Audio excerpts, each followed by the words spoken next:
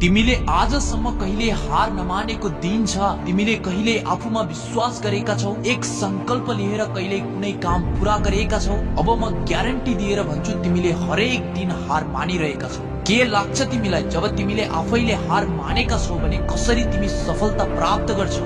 एउटा कुरा याद राख, जो मेहनत गर्छ त्यसले कहिले हार मान्दैन, तर जो मेहनत गर्दैन त्यही व्यक्ति हार मान्छ। यदि तिम्रो कुनै संकल्प छैन, कुनै लक्ष्य छैन भने तिमी कसरी सफल बन्न सक्छौ? बोल्ने मुख छ भन्दैमा बोल्ने गर्छौ, म सफल बन्छु, म ठुलो मान्छे बन्छु, तर तिम्रो निरन्तरता हुँदैन। तिमीलाई एक डर हुन्छ, मैले यो काम गरे भने मलाई फाइदा छ कि छैन। केही समयसम्म तिमी काम गर्न नै खोज्दैनौ र जब सुरु गर्छौ अनेकौं प्रश्नले घेरिन्छौ। सुरु गरेको नै छैनौ, भविष्य देख्न थाल्छौ, तर यस डरलाई तिमीले सजिलै पनि हराउन सक्छौ, किनकि हरेक महान व्यक्तिलाई पनि सेम यही डर थियो, तर सबैले यस डरलाई जितेर सफलता प्राप्त गरे। र जो यस डरलाई जित्न सक्दैन त्यो व्यक्ति हिजो जहाँ थियो आज पनि त्यही हुन्छ, र आज जहाँ थियो भोलि पनि त्यही हुनेछ। तर तिमी त्यस्तो व्यक्ति नबन। एउटा लक्ष्य चुन र त्यसको लागि संकल्प ल्याऊ। म पुरै मेहनत गर्नेछु, आफैमा भरोसा राख र आफ्नै कामलाई निरन्तर देऊ। यसैको मूल विषयमा एउटा कथा सुनाउने छु, ध्यान दिएर सुन। नेपालको एक सानो गाउँमा रमेश नामका एक किसान बस्थे। उनी गरिब परिवारमा जन्मिएका थिए, जहाँ बिहान बेलुका छाक टार्न मुस्किल थियो। गाउँको प्रमुख आम्दानीको स्रोत कृषि थियो, तर हरेक वर्ष वर्षाले खेती बर्बाद पार्थ्यो। धेरै किसानहरूले शहरतिर रोजगारी खोज्न थाले, तर रमेशले आफ्नै गाउँमा केही ठूलो गर्ने सपना देखेको थिए। एक वर्ष वर्षाले भयंकर ठूलो बाढी ल्यायो। रमेशको सारा बाली नष्ट भयो। गाउँका धेरै मानिसहरू शहरतिर लागे, तर रमेशले हार मानेन। उनले हरेक दिन बिहान सबेरै उठेर खेत बनाउने काम गरे।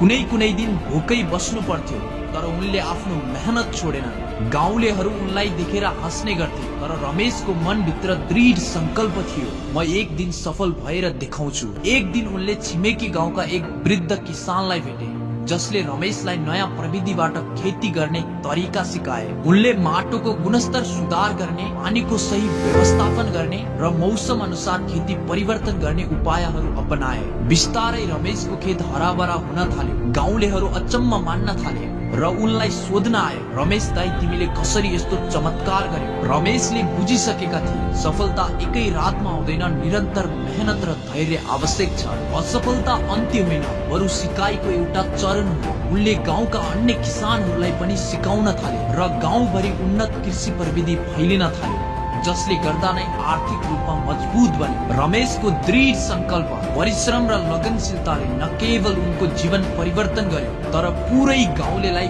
प्रेरणा दियो। उनको कथा सबैका लागि एउटा पाठ बन्यो, जसले कहिले हार मान्दैन, सफलता उसैको हातमा लाग्छ। म यो काम गर्न सक्दिन, म यो काम गर्ने योग्य छैन, यो म बराबरको काम होइन, मेरो लागि उपयुक्त समय छैन।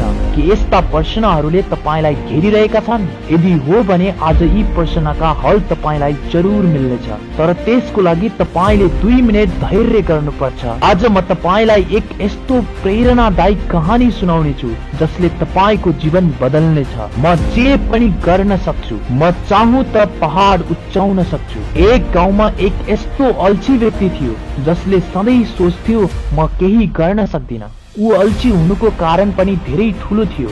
ऊ शारीरिक रूपमा जवान व्यक्ति भए पनि मानसिक रूपमा एक बालक नै थियो। 25-26 वर्षको उमेरमा पनि एक बालक जस्तै सोच्थ्यो र एक बालकले गर्ने कामहरू गर्थ्यो। तर उसँगै उसको दाइ पनि थियो, जसले उसलाई सधैँ सम्झाउने गर्थ्यो, त जवान छस्, त पनि अरू जस्तै बन्न सक्छस्, तर तैले हार मान्नु हुँदैन। जब उसको दाइले यस्तो कुरा भन्थ्यो तब उसलाई लाग्थ्यो, म केही गर्न सक्छु। तर जब उसको साथमा उसको दाइ हुँदैथ्यो तब उसलाई हरेक व्यक्तिले जिस्काउँथ्यो, गिज्याउँथ्यो र बोल्ने गर्थे, त केही गर्न सक्दैनस्। त्यसपछि ऊ फेरि हार मानिहाल्थ्यो। तर अब यस्तो समय आयो, उसको दाइले आफ्नो भाइको यो हालत देख्न सकेन।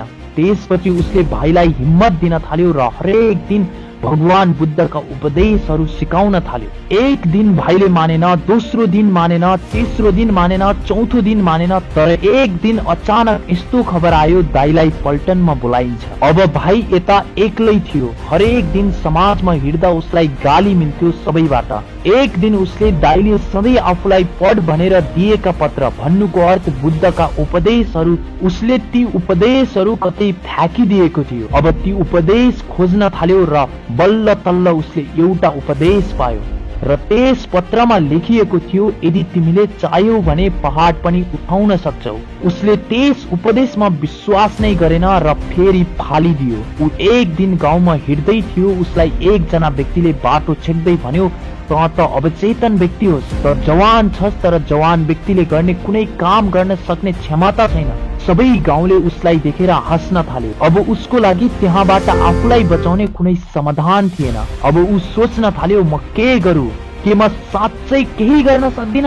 त्यसपछि उसको दिमागमा एक आवाज गुन्जियो जो उसको दाइ सधैँ उसलाई बोल्थ्यो, त जे पनि गर्न सक्छस्, त जे पनि गर्न सक्छस्। त्यसपछि फेरि अर्को आवाज थोरै थोरै गुन्जिन थाल्यो र त्यो थियो भगवान बुद्धको एक उपदेश, यदि तिमीले चाह्यौ भने तिमी पहाड उठाउन सक्छौ। र त्यही बेला उसले ठुलो आवाजमा बोल्यो, म सब गर्न सक्छु, म जे पनि गर्न सक्छु, यदि मैले चाहे भने म पहाड पनि उठाउन सक्छु। त्यसपछि पुरै समाज खिल्ली उडाउँदै भन्न थाल्यो, त्यो नजिकको पहाड उचाउने होइन, थोरै हल्लाएर त देखा। त्यसपछि उसले धेरै प्रयास गर्यो र अन्त्यमा उसले पहाडलाई जुरुक्क उठायो। अब पुरै गाउँ साइलेन्ट थियो। भोलिपल्टदेखि त्यस समाजको महान व्यक्तिको रूपमा उसको नाम थियो सबैको मुखमा।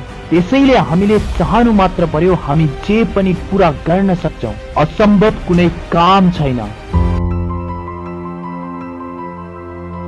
जीवनमा चाहे 10 बार फेल हो या 100 बार, तर याद राख कि आफ्नो जीवनमा असफल व्यक्ति बनेर जिउने छैन। जीवन भनेको कुनै सरल यात्रा होइन। यहाँ हरेक दिन नयाँ चुनौतीहरू हुन्छन्। कहिलेकाहीँ परिस्थिति हाम्रो विपरीत जान्छ, कहिलेकाहीँ लक्ष्यसम्म पुग्न बाटो कठिन हुन्छ, तर ती चुनौतीहरू नै हामीलाई बलियो र परिपक्व बनाउँछन्। जब तपाईँ कुनै समस्या देख्न चाहनुहुन्छ, त्यसलाई बाधा नभएर अवसरको रूपमा हेर्नुहोस्। जीवनमा सानो सोचले साना उपलब्धिहरू मात्र दिन्छ, तर ठूला सपना र दृढताले असम्भव जस्तो लाग्ने कामलाई पनि सम्भव बनाउँछ। हरेक चुनौतीको सामना गर्न 3 कुरा आवश्यक हुन्छ। नम्बर 1, आत्मविश्वास।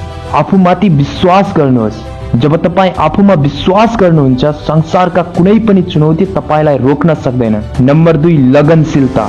कामप्रति निरन्तर मेहनत गर्नुहोस्। कुनै पनि समस्या समाधानका लागि समय र प्रयास दिनुहोस्।